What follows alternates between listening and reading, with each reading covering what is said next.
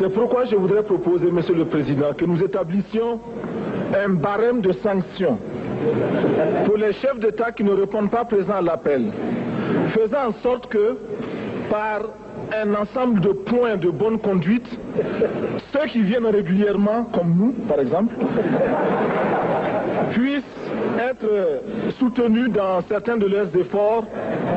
Exemple, les projets que nous soumettons à la BAD, la Banque africaine de développement, doivent être affectés d'un coefficient d'africanité. Les moins africains seraient pénalisés. Et comme cela, tout le monde viendra aux réunions ici. Le président du CNR et du FASO aborde maintenant le problème de la dette des pays africains. Nous estimons que la dette s'analyse d'abord de par ses origines. Les origines de la dette remontent aux origines du colonialisme. Ceux qui nous ont prêté de l'argent, ce sont ceux-là qui nous ont colonisés. Ce sont les mêmes qui géraient nos États et nos économies. Ce sont les colonisateurs qui endettaient l'Afrique auprès des bailleurs de fonds, leurs frères et cousins. Nous étions étrangers à cette dette. Nous ne pouvons donc pas la payer. La dette, c'est encore le néocolonialisme où les colonisateurs se sont transformés en assistants techniques. En fait, nous devrions dire qu'ils se sont transformés en assassins techniques. Et ce sont eux qui nous ont proposé des sources de financement, des bailleurs de fonds internes que l'on emploie chaque jour, comme s'il y avait des hommes dont le bâillement suffisait à créer le développement chez les autres. Ces bailleurs de fonds nous ont été conseillés, recommandés. On nous a présenté des montages financiers alléchants, des dossiers. Nous nous sommes endettés pour 50 ans, 60 ans, même plus. C'est-à-dire que l'on nous a amenés à compromettre nos peuples pendant 50 ans et plus. Mais la dette, c'est sa forme actuelle. Contrôlée, dominée par l'impérialisme. Une reconquête savamment organisée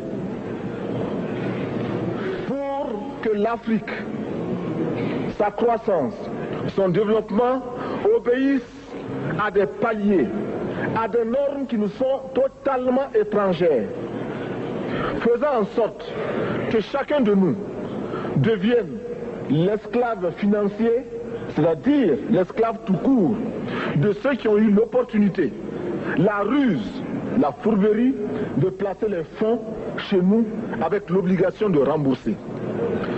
On nous dit de rembourser la dette. Ce n'est pas une question morale. Ce n'est point une question de ce prétendu honneur que de rembourser ou de ne pas rembourser. Monsieur le Président, nous avons écouté et applaudi le Premier ministre de Norvège lorsqu'elle est intervenue ici même. Elle a dit, elle qui est européenne, que toute la dette ne peut pas être remboursée. La dette ne peut pas être remboursée. La dette ne peut pas être remboursée parce que, d'abord, si nous ne payons pas, nos bailleurs de fonds ne mourront pas. Soyons-en sûrs. Par contre, si nous payons, c'est nous qui allons mourir. Soyons-en sûrs également. Ceux qui nous ont amenés, ceux qui nous ont conduits à l'endettement, ont joué comme dans un casino. Tant qu'ils gagnaient, il n'y avait pas de débat. Maintenant qu'ils ont perdu au jeu, ils nous exigent le remboursement. Et l'on parle de crise. Non, Monsieur le Président, ils ont joué, ils ont perdu, c'est la règle du jeu. La vie continue.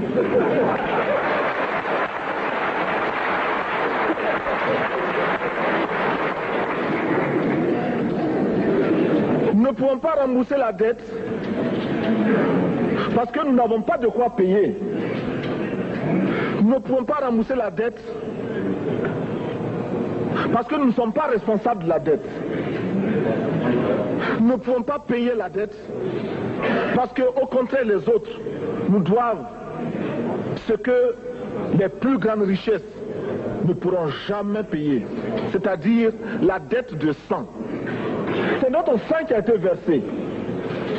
On parle du plan Marshall qui a refait l'Europe économique, mais on ne parle jamais du plan africain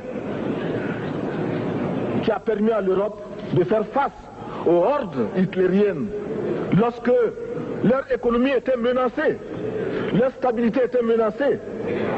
Qui a sauvé l'Europe? C'est l'Afrique. On en parle très peu.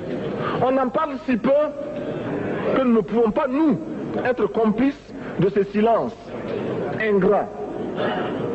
Si les autres ne peuvent pas chanter nos louanges, nous avons au moins le devoir de dire que nos pères furent courageux et que nos anciens combattants ont sauvé l'Europe et finalement ont permis au monde de se débarrasser du nazisme. La dette, c'est aussi la conséquence des affrontements. Et lorsque l'on nous parle aujourd'hui de crise économique, l'on oublie de nous dire que la crise n'est pas venue de façon subite. La crise existe de tout temps. Et elle ira en s'aggravant chaque fois que les masses populaires seront de plus en plus conscientes de leurs droits face aux exploiteurs. Il y a crise aujourd'hui parce que les masses refusent que les richesses soient concentrées entre les mains de quelques individus. Il y a crise parce que quelques individus déposent dans des banques à l'étranger des sommes colossales qui suffiraient à développer l'Afrique.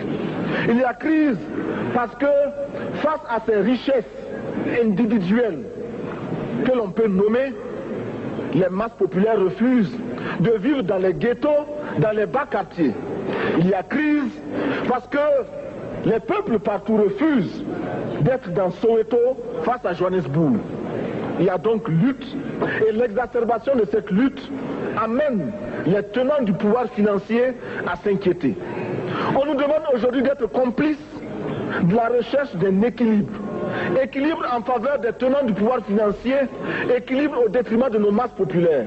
Non, nous ne pouvons pas être complices. Non, nous ne pouvons pas accompagner ceux qui sucent le sang de nos peuples et qui vivent la sueur de nos peuples. Nous ne pouvons pas les accompagner dans leur démarche assassine.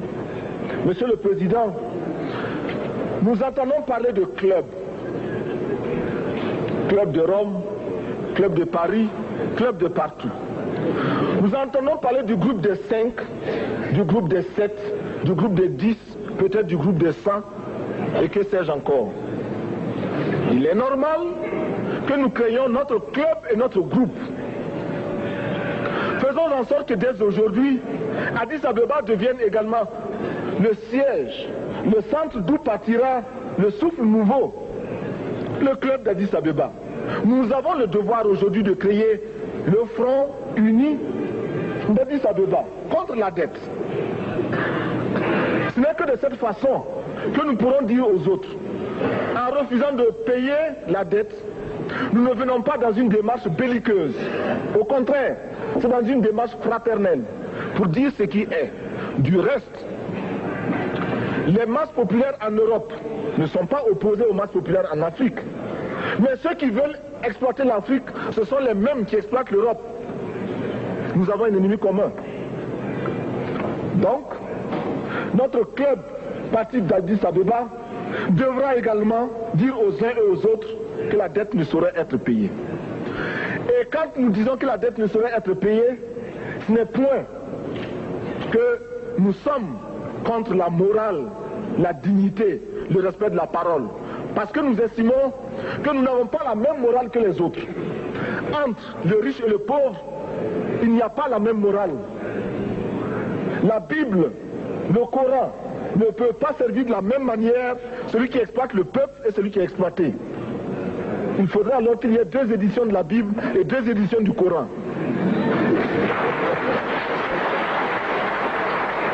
Nous ne pouvons pas accepter qu'on nous parle de dignité. Nous ne pouvons pas accepter que l'on nous parle de mérite de ceux qui payent et de perte de confiance vis-à-vis de ceux qui ne paieraient pas. Nous devons au contraire dire que c'est normal aujourd'hui. Nous devons au contraire reconnaître que les plus grands voleurs sont les plus riches.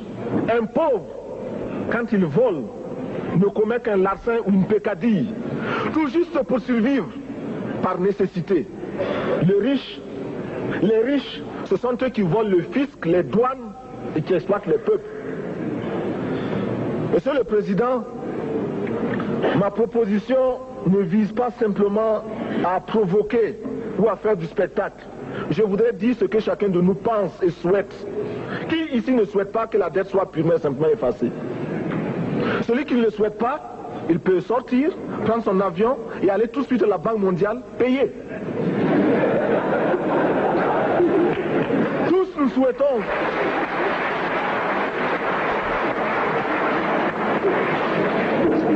ma proposition n'est pas non plus, je ne voudrais pas que l'on prenne la proposition du Burkina Faso comme celle qui viendrait de la part de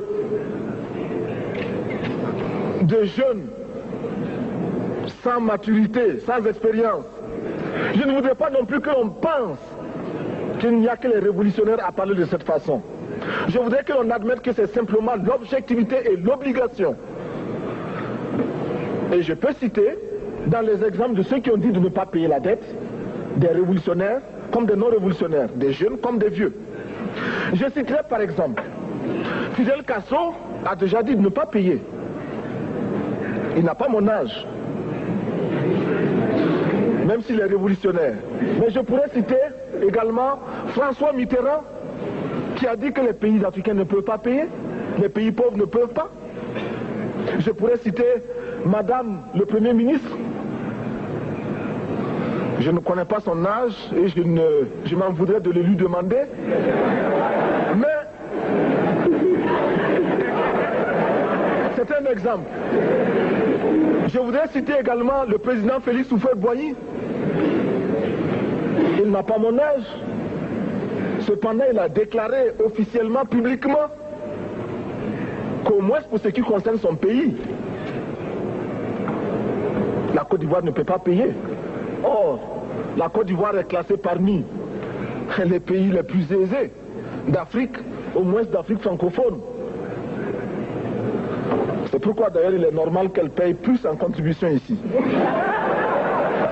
Mais, Monsieur le Président, ce n'est donc pas de la provocation. Je voudrais que très sagement, vous nous offriez des solutions. Je voudrais que notre conférence adopte la nécessité de dire clairement que nous ne pouvons pas payer la dette. Non pas dans un esprit belliqueux, belliciste. Ceci pour éviter que nous n'allions individuellement nous faire assassiner. Si le Burkina Faso tout seul refuse de payer la dette, je ne serai pas là à la prochaine conférence. Par contre, avec le soutien de tous, dont j'ai besoin,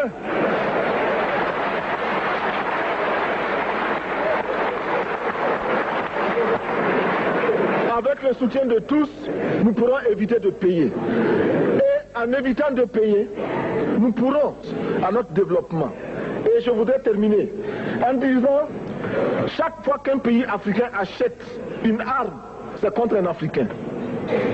Ce n'est pas contre un Européen. Ce n'est pas contre un Asiatique. C'est contre un Africain.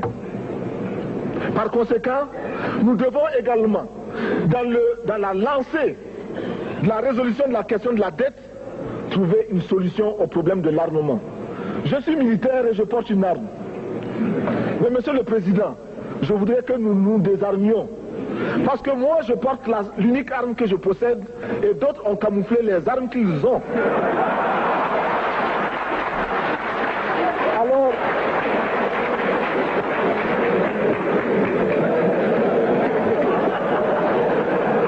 Alors,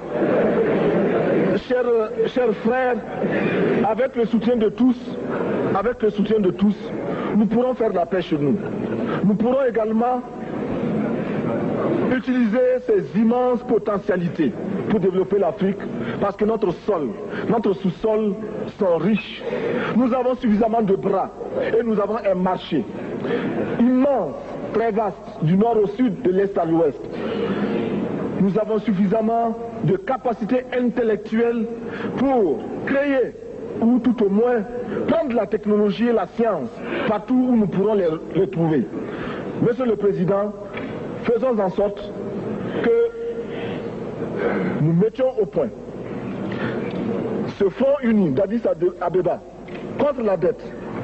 Faisons en sorte que ce soit à partir d'Addis Abeba que nous décidions de limiter la course aux armements entre pays faibles et pauvres. Les gourdins et les coutelas que nous achetons sont inutiles. Faisons en sorte également que le marché africain soit le marché des Africains. Produire en Afrique, transformer en Afrique et consommer en Afrique. Produisons ce dont nous avons besoin et consommons ce que nous produisons au lieu d'importer. Le Burkina Faso est venu vous exposer ici la cotonnade produite au Burkina Faso, tissée au Burkina Faso, cousue au Burkina Faso pour habiller les Burkinabés. Ma délégation et moi-même, nous sommes habillés par nos tisserands, nos paysans. Il n'y a pas un seul fil qui vienne de l'Europe ou de l'Amérique. Je ne fais pas un défilé de mode, mais je voudrais simplement dire que nous devons accepter de vivre africain. C'est la seule façon de vivre libre et de vivre digne. Je vous remercie, Monsieur le Président. La patrie ou la mort, nous vaincrons.